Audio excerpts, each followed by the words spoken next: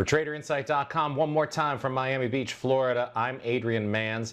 I'm here to recap the first hour trading pit action from this morning. So what we saw happen in the pre-markets was the likelihood of some pretty nice gaps to the upside, gaps to the downside, and those looked like they were going to be two standard deviation gaps. And what I'm going to tell you here is you have to be careful about why a stock gaps, and we'll get into that in a second because there can be a lot of excess volatility introduced, and you might think you're trading those Baltimore chops the way they're supposed to be traded when in reality you are violating the very rules that make them work in the first place. But before we get into that, let's look at Apple and see how this one played out over the course of the morning.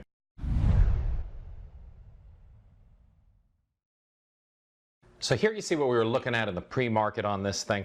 We had lots of constrained volatility before the market opened today. So that was a good thing. I think it made it a little bit more predictable on the open. In the room, we called these without any problem at all, saw exactly what we were looking to do on the open as well as over the course of the morning. So the first place that we were looking for a break to the upside. Now remember, we had this move to the downside in the pre-market that had it looking like we were going to get a 203.12 break, maybe down to 202.84.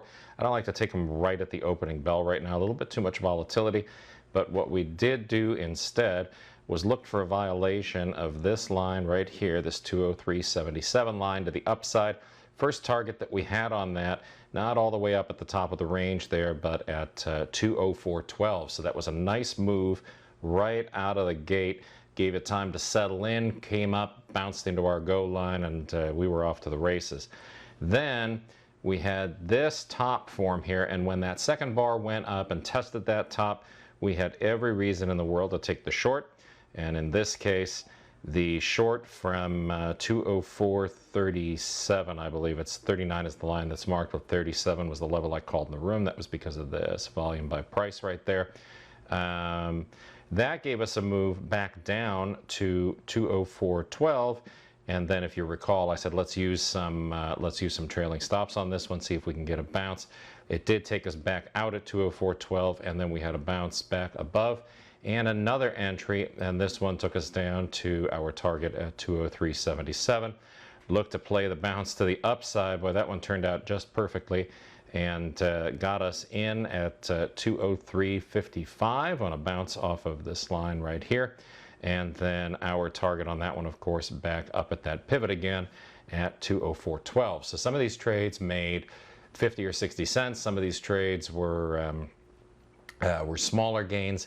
But the thing to do is to focus on the fact that they're there for the taking, right? So you just have to be vigilant with this one. I did have, just a bunch of these range trades today that worked out nicely.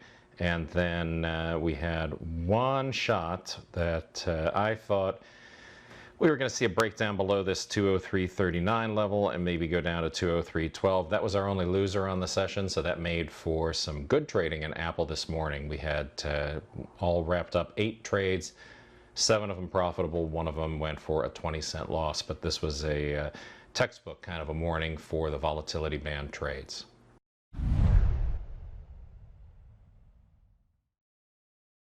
With regard to the opening gaps, why so much volatility on those this morning? Well, if you get up first thing in the morning and you see a headline that looks like this right here, then if you decide that you're going to go ahead and trade those gaps anyways, it is definitely a case of caveat emptor.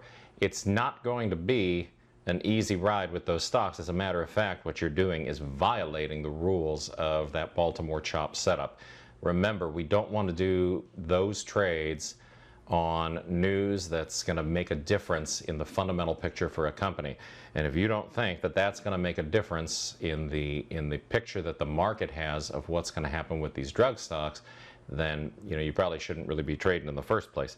But that right there is the kind of news that'll have me avoiding chop trades. You saw me do it in the room today. There was one that I was willing to take if it printed me at the offer, if I could get the best possible fill on it. But all things considered, you had to take very big swings and get pretty lucky to make your way to a profit target on those. And luck is not something that we want to rely on when we trade the chops. Those two standard deviation mean reversions rely on a very, very specific statistical phenomenon. And the best thing to do when you get outsized moves that are caused by headlines that cause a shift in the picture for a company is just to avoid the trade and focus on something else. There's always going to be more trades to do tomorrow. So there you have it. That's everything from the first hour trading pit this morning. Hope that answers any questions that you have. If you do have additional questions, shoot me an email, adrian@traderinsight.com. I hope you had a great trading day today and an even better one on deck for tomorrow. It's the best trader education anywhere, only from traderinsight.com.